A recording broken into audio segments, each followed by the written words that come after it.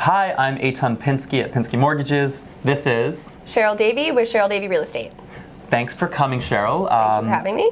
You're welcome. I wanted to ask you a few questions today about the market. Sure. Specifically, I've had a lot of issues with my clients getting properties. This year, it's 2022, and at this time last year, we had roughly double the number of people who had accepted offers. I've heard from realtors and I've heard from great people such as yourself that it's an inventory issue. Can you elaborate on that and what does that mean? Yeah, absolutely.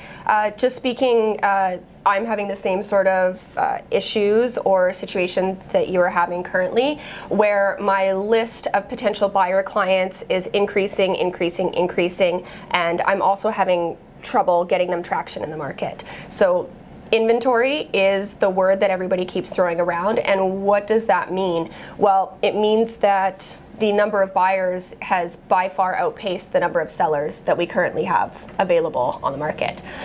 Right now, for detached homes specifically, we're seeing there's a 60% sales ratio. So for every 100 homes that comes on in any given market, 60 of them sell. Although that doesn't sound like it's a lot, anything over 20 homes per 100 that come on the market, any over 20% is considered to be a seller's market. So when you take that number into effect, we're 40% above what is deemed to be the intro to a seller's market. So what I've read recently is that the number of buyers to sellers, it's actually a 3-to-1 ratio right now of the amount of people that want to buy compared to the inventory that is available. So if you have a sale, you'd say that 3 people want that house even though 1 person's selling? Yes, that's the ratios I've heard, but my experience in the marketplace right now is that when one listing comes up, I'm seeing an average of 12 to 15 offers on any given property that I have been writing on in the first 3.5 weeks of January. We're seeing that as well in our clients. Most importantly, people ask us, can we go in subject free? Can we increase our ability to get this property? Now, subject free, in case people are wondering, is basically doing all the due diligence, doing the inspection, making sure you have your financing all in order. 100%. In order to, and an inspection, obviously, that's one thing, but you pay for it up front. A lot of people in the past were reticent to do that. They didn't want to spend the money, but they're having to do it on very multiple properties. Yeah. But I'm seeing everybody's doing that. So if we're in a seller's market and we have, let's say, 5 people going in subject free, I know that this is kind of on a tangent. What can you do as a realtor to increase your client's chances to get that property? Right. So there's, as you said, I do all of that footwork ahead of time. So when we're writing an offer, inspection is either done or waived depending on what the client feels comfortable with. Last week I was actually able to get an inspection from a previous client that had written on a property 4 years ago and provide that to my current client. So that gave them a little bit of information about the home, and then again getting your financing in place and getting all the documents ready. But what we try to do is just really making sure that the dates are going to match up, because the sellers in this kind of market, most often they have actually already bought a property. And so it could have been pre-sale that's coming up for completion now and they're going to sell, or it could be that they've gone and purchased a resale property 2 weeks ago, they've rushed to get their property on the market, now they're listed and they need specific dates to match up in order to make their purchase work. So over the past week, I've written a number of offers where the sellers were wanting a 1-month completion, and that's a very tight timeline for a buyer to be able to meet. So that's one thing that we do is get the dates to match up. There's a couple other things that can be very attractive to a seller.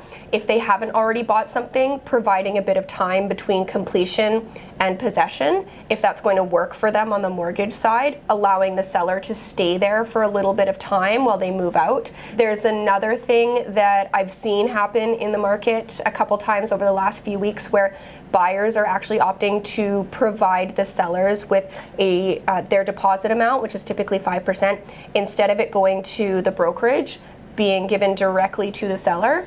Wow, okay. So there is a little bit of risk there for the buyer, obviously. The risk only becomes true if they're not able to complete. But that, from a seller standpoint, is really going to set your buyers apart to say, I'm going to get those deposit funds today when I accept the offer, and I can also use those deposit funds for myself to go ahead and purchase instead of, because most people's equity is held within their home. Not everybody has the ability to go out and get that $60,000, $80,000, $100,000 deposit, depending on where they're purchasing, to put down with their offer. So that is something that can also be very attractive to a seller. But those kinds of things you need to be talking about with your realtor, making sure that you're comfortable, you're aware of these risks, and most thing is that you understand what you're getting yourself into. Those are a couple ways you can set yourself apart. So what I'm hearing is that a great realtor will be able to guide you to get the best possible outcome. The second thing that I'm hearing is that you are talking to the other realtor to get all of this information. This is the other thing I was going to say, is that in my practice specifically, a number of times I'm able to get my clients' offers accepted because of the relationship that I work on building with that listing agent. If I'm lucky, I already have a previous relationship with them, and then we know that we're going to be able to get more information from that listing agent because they're a colleague of mine. If I haven't met them before, I'm definitely, talking to them, trying to get a relationship going, getting more information that I can, and just really trying to nurture and get along very well with that realtor, so that when the offer day comes, they know that we are specifically invested because of the relationship that I've created with them. And when a realtor tells me that, that means a lot to me and to my clients, that it's because of what I've done that I've been able to get my client's offer accepted. Cheryl, gives me shivers for this because we work with a lot of great realtors, Cheryl being one of them, and we hear it all the time that when one of our realtors has another file that they're either on the seller side or the buyer side, and they know the other realtor on the other side. We love working with these people, and we're gonna listen to this offer, or we're gonna talk to this person a little bit more. It makes me happy that a good person and a good realtor does help. Okay, so I wanna go back to the inventory. Sure. We've heard so many items about inventory and so many buyers versus a few sellers. Yeah. What is another reason why we have so little inventory? I hear that, it could be COVID, but in 2020 and even in 2021, people didn't blame COVID on some of the times, and some people blamed it on others. Is it COVID related at all? It's hard to really to pinpoint whether it's COVID or not. When COVID and the pandemic first got started, March 2020, we saw a dramatic drop off in listings. My phone, I was stuck in my house like everybody else was with my 2 kids, and my phone didn't ring for 5 weeks. I didn't have a single client contact me. It was an immediate drop off. It feels much different when you can't leave. We've seen the market be very busy since then, and I think a lot of people have gotten over that because of the safety measures that we put in place, hand sanitizer, sign-in sheets for contact tracing, making sure that people aren't touching things, masks everywhere. So I think a lot of people were able to get over that hurdle.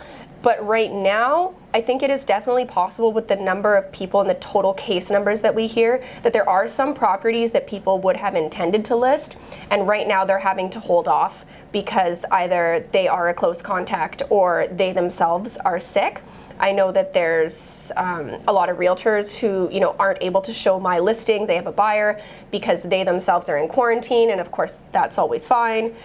So I do believe that, I hope that potentially when this does clear in a couple months, maybe, that we might see more normal activities come up for listings, because I do think there are some people who are very, very anxious about COVID. And they're on the sidelines. And they don't want to have a bunch of people in their home. If somebody's immunocompromised or they have underlying health conditions, I can't see somebody like that being very comfortable having many people in their home. When you hear there's people who literally still have not left their house in a couple of years and are still having groceries delivered, if they're in that subset of people who could be more affected. And so those people could potentially come and decide they want to list.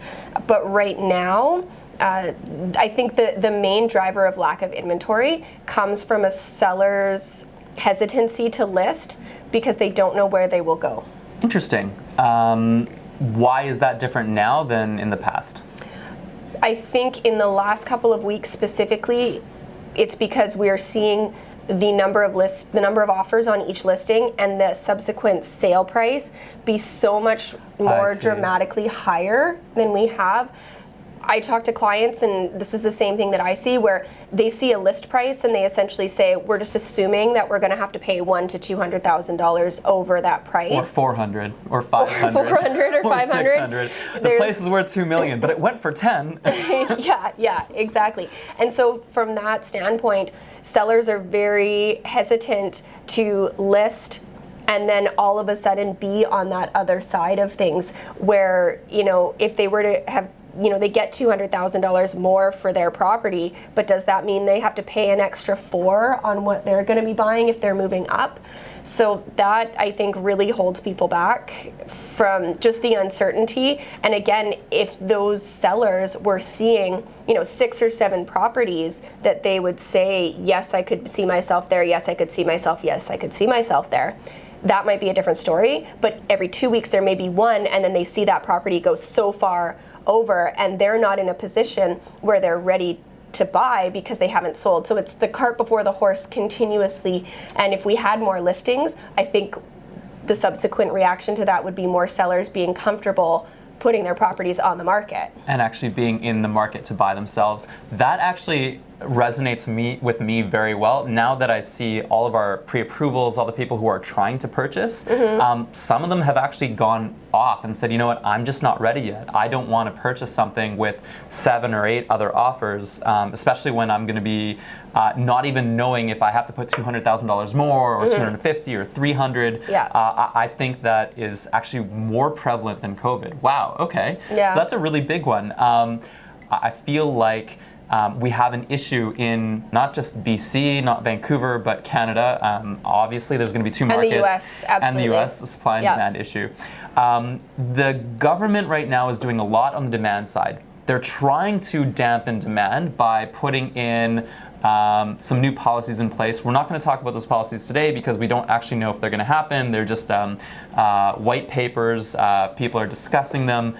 But one of the things that we can do is talk to our government representatives, because the big issue that I see is supply. We have far too many people coming into Canada. Not saying anything bad about that. I think it's great. I think immigration's awesome. Yep. But we just have far too little help from the government on demand. In order to build a property in Vancouver, how long does it take? Like 12 months just to talk to City Hall? Yeah. 18 months to talk to City Hall? You're looking at around a 2-year build time. By the time you put in your permit and you get your permit application, that could be anywhere from 12 to 18 months for a new build. And from there, however long it takes, depending on the weather, a build to lock up can take 3 to 6 months, again, depending on what kind of issues you encounter. So yeah, you're looking around 2 to 2.5 years. And so the city's being prescriptive on what you can do, but it's not just that, it's the costs that the city lay on the developers. I've heard that upwards of 30%, 40% of all the development costs are just fees going to the city.